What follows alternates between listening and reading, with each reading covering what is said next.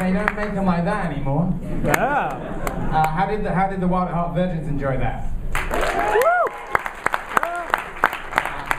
What a genuinely funny and terrifying film at the same time. Let's welcome back Steve to talk a little bit about the making of that.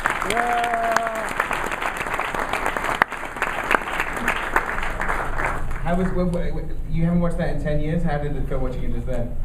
Yeah, you know, parts of it seemed so familiar, and you know, the next line of dialogue, and then there were chunks of it that I didn't remember that well, and some of it was just horrifying. How much longer did the scene with Mr. Reindeer go on, the one that like made people walk out? A lot longer. Yeah. I mean, it was a lot longer, and that's such a creepy scene anyway, even in this version, but it was a lot more graphic, and that was the MPAA just, you know, even after David cut it from the screening that we had where everyone walked out, the MPAA cut it, and also the scene in the grain store at the end. Those were the two scenes that they really focused on. What was cut out of the bank robbery, you mean? Yeah, it was a lot more. It was much more graphic with the head and all that.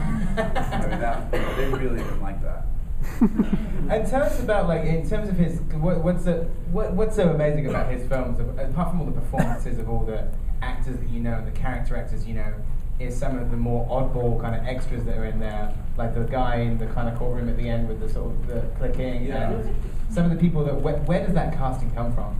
It's just, you know, I think Joanna Ray cast this movie, who worked a lot with David, and it was just crazy. I mean, the Crispin Glover part of the movie, that was something that was not really, it wasn't that much scripted, it was much shorter in the story, and we spent about 2 days shooting that, obsessed with cockroaches and all that. I mean, a lot of the stuff I was saying to Edgar before is not really on the page that much, and when you go there, the scene where Bobby Peru comes on to Laura's character, that, you know, she didn't become so submissive on the pages. That was something that he just did that, and it was kind of appalling because it was kind of like this rape where she kind of gets into it, and we were just like, you can't do that. It's like, well, we just did it. I know you were saying, was there any, I mean, in terms of the differences from the novel, like David added all of the Wizard of Oz stuff, right? That's not in the novel at all. Yeah, I don't remember the novel that well, frankly, but the Wizard of Oz stuff was all David cooked all that up. Yeah, and that's, you know, that's amazing kind of imagery. And what about, like, you know, it's what's amazing is I think like Nicolas Cage is so fantastic in that movie. That's great. What an amazing performance. I mean, all Nicholas and Laura, I mean, everybody, they were so brave, and David is so brave. When I sit and watch the movie now, I'm horrified with some of the scenes, and you just think, it's so hard to be that brave as a filmmaker because it's so easy to fall on your face. You know, some of the stuff is so absurd, but he's completely fearless. And you know, that's what's amazing about it. Is I feel like it's kind of a shame in a way, like you know, I guess his last one was 5 years ago, but like there isn't that many directors, apart from Richard Kelly back then, there isn't that many directors making films like this anymore, and it sort of seems a shame that we don't have more David Lynch in our lives. Yeah, I agree. I mean, I wish he would make more films because, you know, Straight Story, Mulholland Drive, I mean, a lot of the films he makes, they're fantastic films, and they're very diverse. He's a great filmmaker, and it's just a shame. It's just, I think with the economics of filmmaking, we have a special surprise. Laura Dern is in the house. Woo!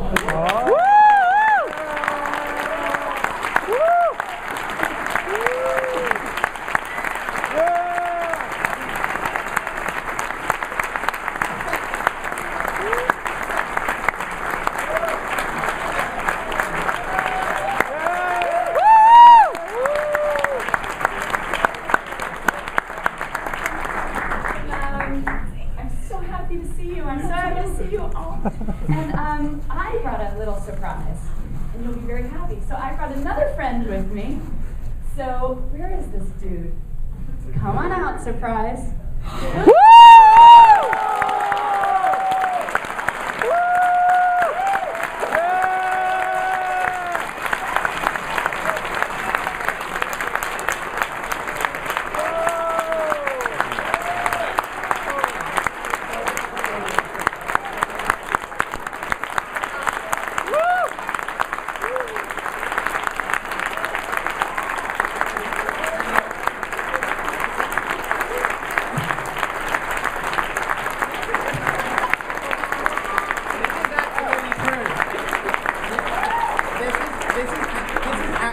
this is absolutely true. I spoke to Laura earlier on today for the first time. I knew Laura was coming. I did not know David was coming.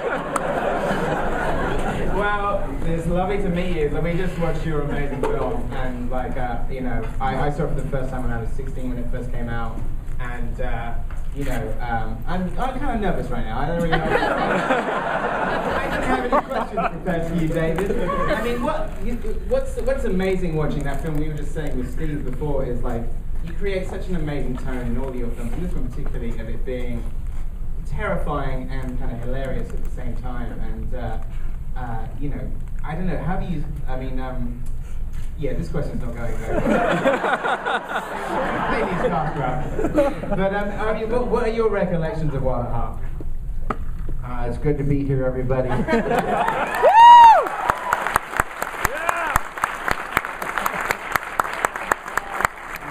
Laura Dern, who I call the tidbit, she was afraid to come down here alone. So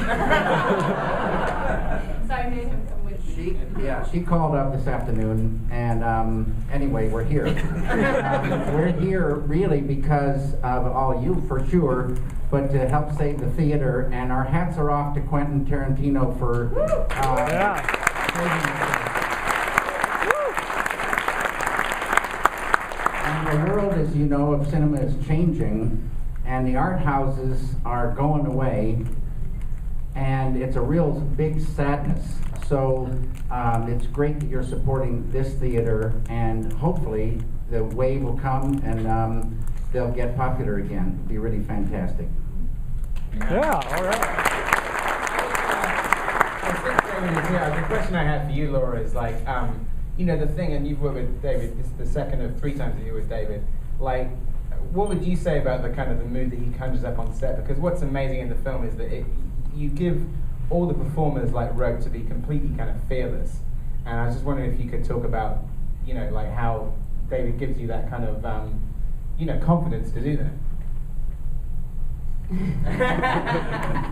I get shy, and so does he when I have to answer any questions about working with him in front of him.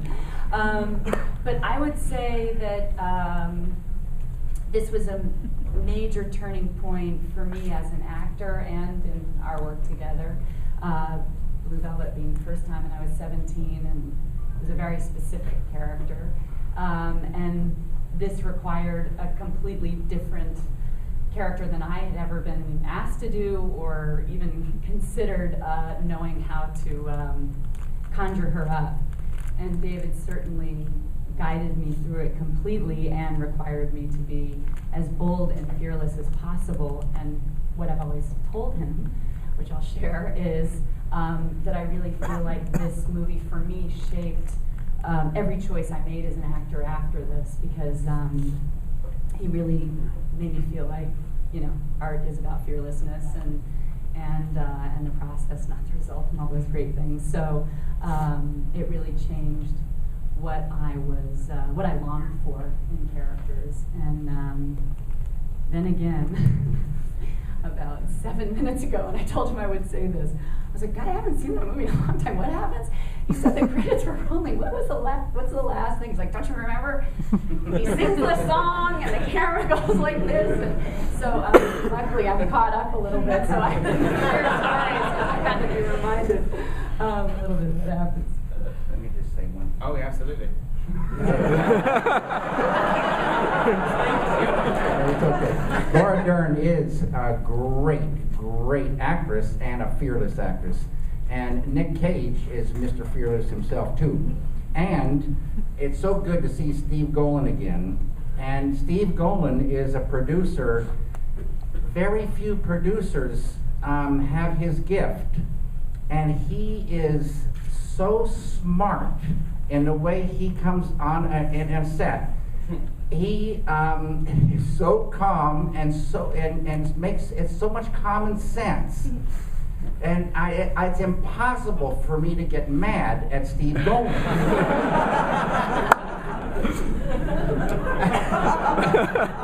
Well, I got a question. This is kind of for both of you, and you know, one of the most amazing things about the film is your mother's performance and the fact that you got to work together on this, and in such an intense way. And I wondered if, David, you could talk about the casting of Diane Ladd and Laura about working with your mother on the film. Yeah, you saw what Diane did in this film. And then you think, oh, poor Laura to grow up with a woman. And there's a lot of truth in that.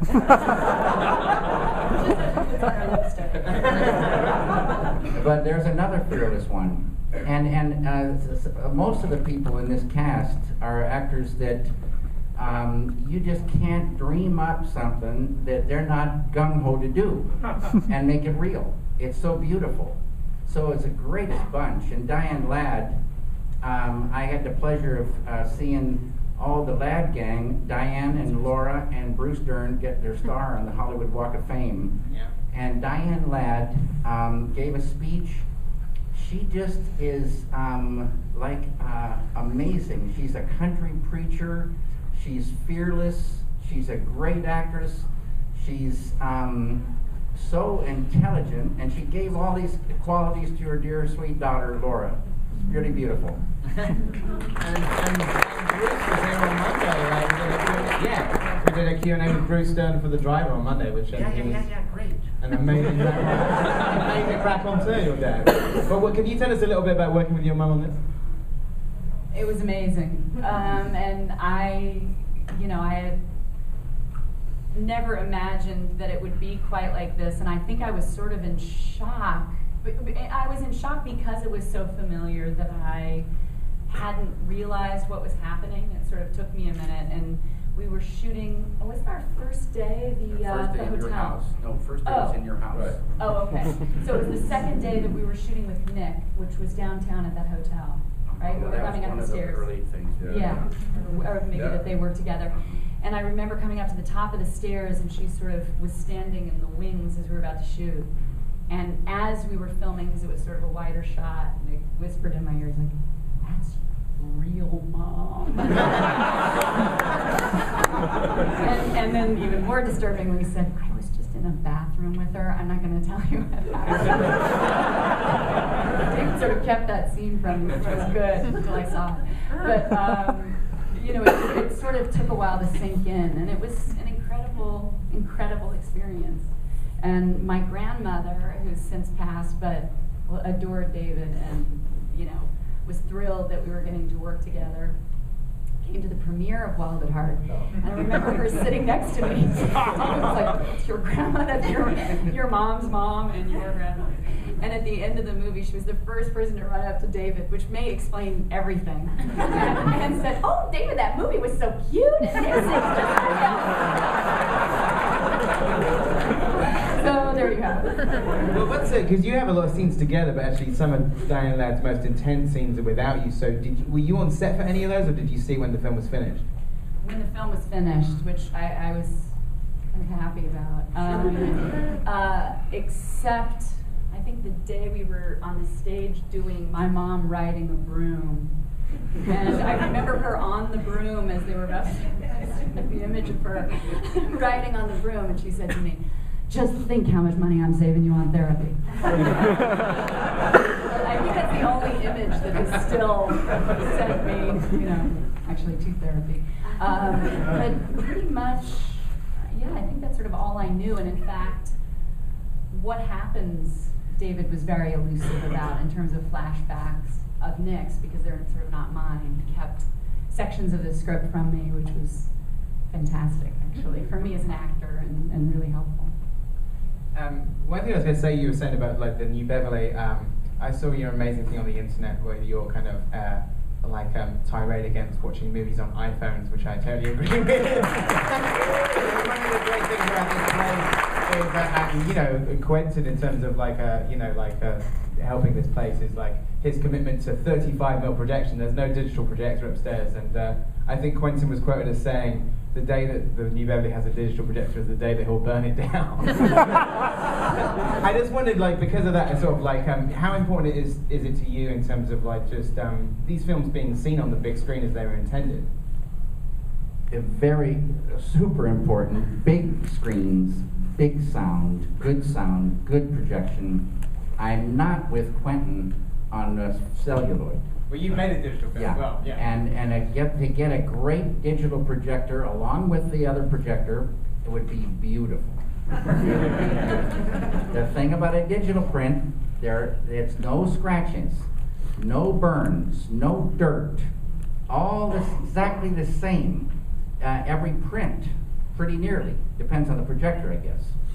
But there's no breaks, and everything is like, going to be just right for the people and for you. So it's so beautiful. So many things can go wrong with celluloid in that projector. And then you sit there and you watch and you start thinking about that film going through that projector, you go crazy. I noticed one thing that you do on your DVDs, which I think only you do, and I think is amazing, is that you don't have any chapter stops on your film, so you have to watch it from start to finish. Now there's chapter stops. I'll tell you why. You figure a real cinema person is going to see it all the way through the first time. And then they're going to maybe want to see sometime along the way a scene that they want to see and not the rest of the film. And to make them go all the way through and try to find it, remember where it was, they're there to help them for that. But it's good to see a film all the way through the first time in a dark room, nice and quiet, other things quiet, let the film be the sound, and no interruptions. These guys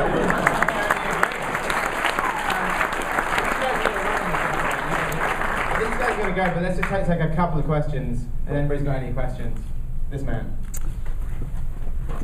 I've just got a question about just listening to what you were saying about, it sounds like you're really considering the audience. And seeing some of your work, I'd always had in my mind that you were producing art for yourself, but it sounds like you're really considering the audience. So I don't know if this is even the right question to ask you, but when you're producing a movie like this, are you making it for yourself, or primarily do you have the audience in mind? Yeah, okay. Totally for myself.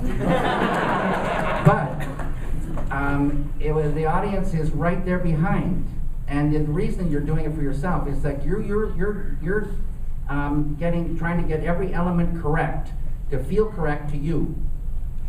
Then you have the hope that if you get it close to that, it's going to feel correct to an audience. And so it's not that you send a questionnaire out on every single element, but you check it with yourself till it feels correct, hoping that it'll translate over to the audience. Okay, any this man? I was excited to hear recently that Blue Velvet was getting a Blu-ray release with all the bells and whistles and remastered and new behind the scenes. Can we expect the same for Wild at Heart anytime soon? Wild at Heart I'm not sure if it's ever gone 5.1. Has it? You guys know?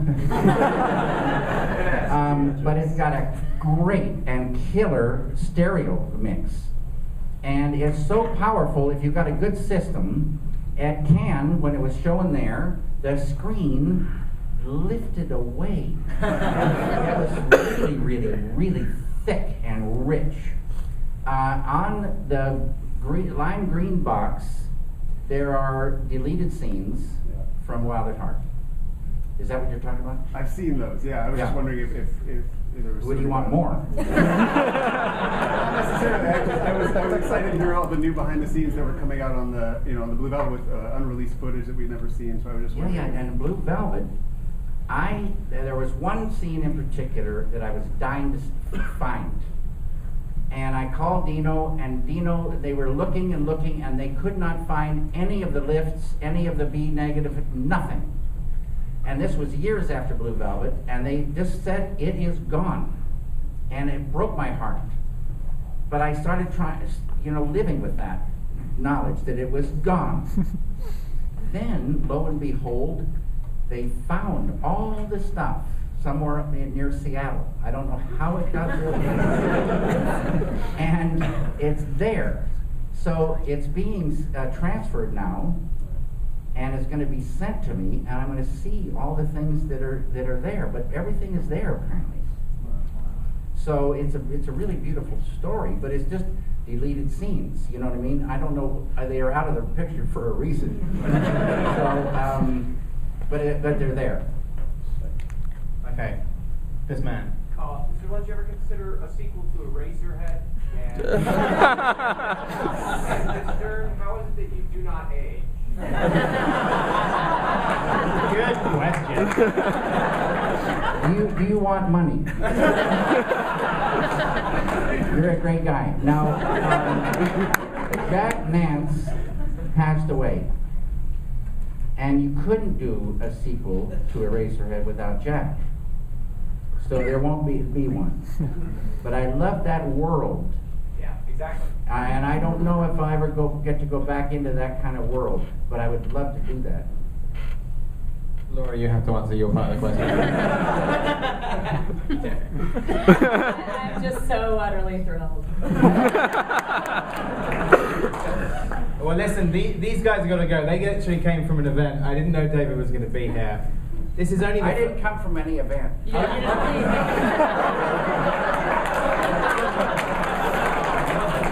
was the Skid Row event. Listen, this is only the first half of the double bill. I hope you got your fucking $7 worth of it.